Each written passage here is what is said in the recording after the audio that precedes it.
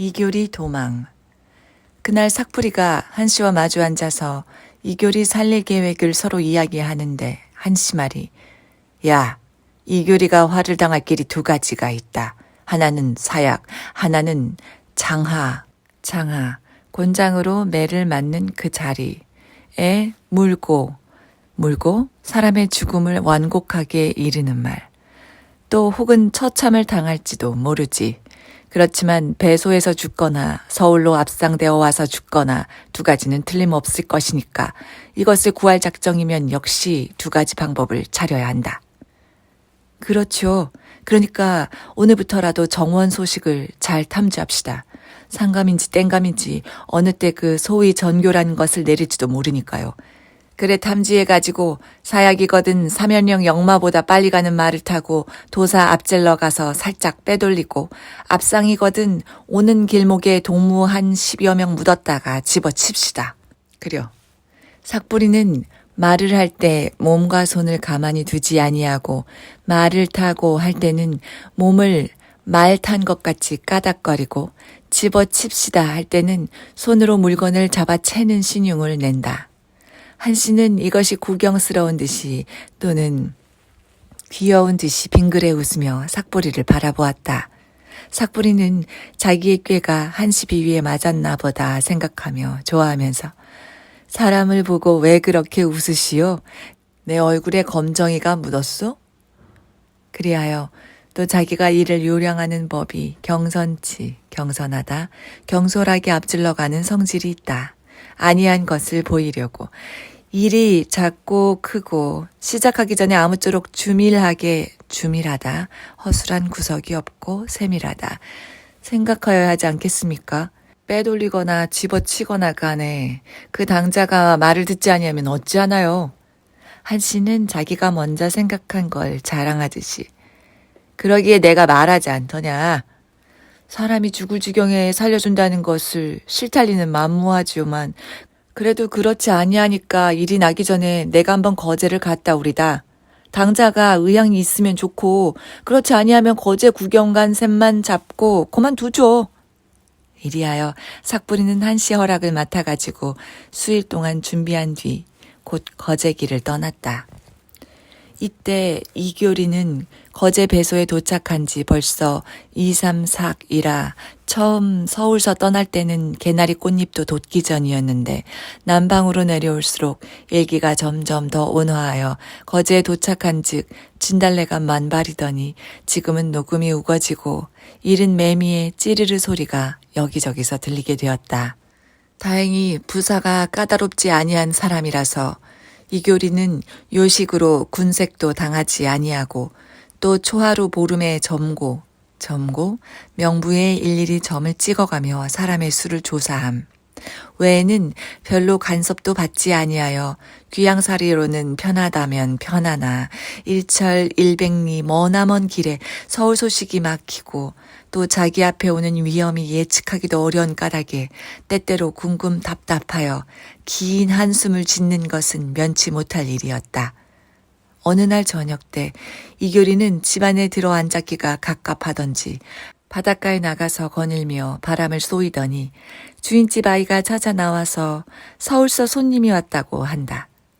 이교리는 서울 손님이란 말에 귀가 번쩍 뜨이어 두 걸음에 한 걸음으로 걸어 들어가서 닫힌 방문을 열고 아무도 없는 걸 보고 주인을 부르니 주인은 어디 가서 없고 안주인이 대답하고 나오는 것을 보고 서울 손님 어디 있느냐고 물으니 안주인은 이웃집에 장을 얻으러 갔다 방금 돌아온 터이라 손님이 온 것까지 모른다고 한다. 이교리는 아이의 거짓말이 아닌가 생각하여 낙심하고 방문 앞 봉당에 주저 물러 앉았더니 주저 물러 앉다. 섰던 자리에서 그냥 내려앉다. 얼마 아니 있다가 그 아이가 촐랑촐랑 앞서고 한 사람이 그 뒤를 따라 들어온다. 이교리는 이 사람을 바라보고 너무 반가워서 어이가 없는지 넋 잃은 사람같이 멀거니 앉아있다. 그 사람이 앞에 와서 문 안 드립니다 하고 재치 있게 하정배하는 것을 보고 그제야 삭부라 너 웬일이냐? 삭부리가 미처 대답하기 전에 그 아이가 이교리를 향하여 이 손님이 우리 찾아 나온다고 갈밭길로 가옵지다. 내가 그리 가서 데리고 왔지라오. 공치사를 한다. 아이 말이 끝난 뒤 삭부리는 나으리의 문안 알려고 전위 오직 한 가지 일만을 위하여 하러 왔습니다. 고 이교리 말에 대답하였다. 오래간만이다. 반갑다. 너 줄곧 서울 있었겠지? 이번에 서울서 떠났겠지? 이교리는 말하고 삭부리 얼굴을 보니 먼 길에 지친 사람이라 피곤한 빛이 많다. 이리 올라 앉아라. 하고 뒤미쳐 너 무엇 욕이나 했느냐? 고 물었다. 삭부리는 황송합니다만 다리가 아파 좀 앉겠습니다. 하고 일변으로 이교리가 앉은 봉당에 올라와서 한 구석에 쪼그리고 앉으며 일변으로 말하였다. 아까 장터에서 요기했습니다. 음식을 먹을 수야 있어야죠. 그래도 술맛은 좋아요.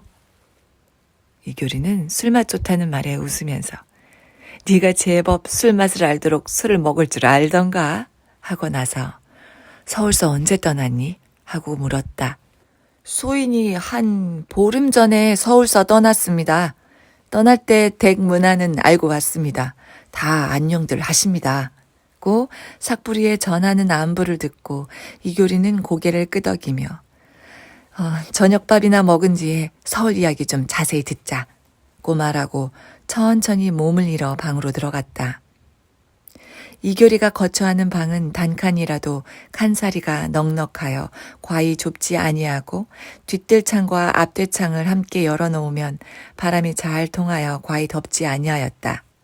그날 밤에 삭부리는 되창문, 들창, 밖 봉당 위에 앉아서 방 안에 앉은 이교리를 들여다보며 봄 이후 서울 이야기를 입담 좋게 늘어놓는데 그 중에도 더욱이 한번 귀양 갔던 사람이 도로 잡혀와 맞아 죽는 이야기를 아무쪼록 자세히 하고 또 상감이 이교리의 위인이 아무래도 수상하니 다시 처치하여야 한다고 일대 간신 임사홍에게 말한 것을 어찌어찌하여 굴러듣게 되었다고 그럴싸하게 꾸며서 짓거렸다. 이교리는 이야기를 들으며 혹 말을 채치다, 재촉하여 다그치다, 묻기도 하고 또 혹 말이 없이 한숨만 쉬기도 하다가 삭부리의 이야기가 한참 동안 중간이 그치자 물어볼 말이 하도 많아서 뒷전이 갔다만 너 그동안 무슨 짓 하고 지냈느냐? 여전히 노름이냐? 노름꾼은 친한 집에 발그림자를 끊는 법인가? 내가 너 못 본 지가 벌써 몇 해냐? 이교리는 나무라듯이 말하더니 곧 뒤를 이어 반갑다. 천리 밖에 있는 사람을 일부러 찾아보러 왔으니 하고 정답게 말한다. 삭부리는 황송합니다 하고서는 다시 잠시 동안 말이 없다가 나으리께 조용히 아뢰을 말씀이 있습니다 하고 주저주저하니 이교리는 조용히 할 말이 있어? 방으로 들어오려무나 하고 문턱에서 몸을 비켜 길을 냈다. 삭부리는 방 안으로 들어와서 이교리에게 픽끈이 앉기가 어려워서 등잔이 걸린 벽 밑에 앉으려고 하니 이교리가 이것을 보고 예, 그 쇳불에서 기름이 듣는다. 옷에 튀일라. 이리 와 앉아라.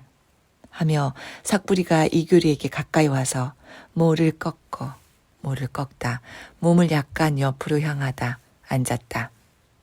삭부리는 무슨 할 말이 있느냐 묻는 이교리의 얼굴을 고개를 돌려 바라보며 우선 자기 모친의 이야기를 꺼내어서 자기 모친이 이교리의 덕을 많이 보았다는 것과 자기 모친이 죽을 때 이교리를 저버리지 말라고 유언한 것이 머리에 박혀있다는 것을 중언부언 말하니 이교리는 삭부리가 노름빚을 많이 지고 갚아달래러 온 줄만 짐작하고 나 같은 좁을 녀석의 인생에게 그런 말하여 무엇하니 하고 한숨을 쉰다.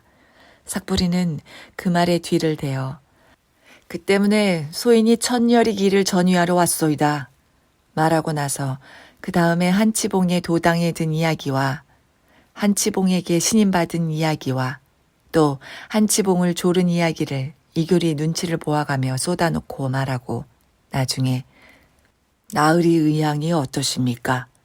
잠깐 소인들에게 와서 피신하셨다가 좋은 세상이 되거든 나서시죠. 나으리 깊이 생각해 봅시오. 하고 말은 생각하여 보라 하나 어조는 다시 생각할 것도 없이 동의하라는 것 같다. 이때껏 말 없이 귀를 기울이고 삭부리의 이야기를 듣고 있던 이교리는 의향 하고 두 서너 번 입속으로 내고서는 한참 동안 다른 말이 없이 앉았다가 닭이 첫 회를 치는 소리를 듣고서 이야기에 팔려서 닭이 울도록 앉았었구나. 그만 자자. 내일 또 이야기하자. 하고 목침을 베고 누우니 삭부리는 이교리의 대답을 듣고 잤으면 좋을 줄로 생각하였겠지만 재촉할 길이 없어 등잔불을 불어 끄고 방 윗목에 누웠다. 삭부리가 늦잠이 들어 이튿날 해가 높이 돋았을 때 겨우 잠이 깨었다.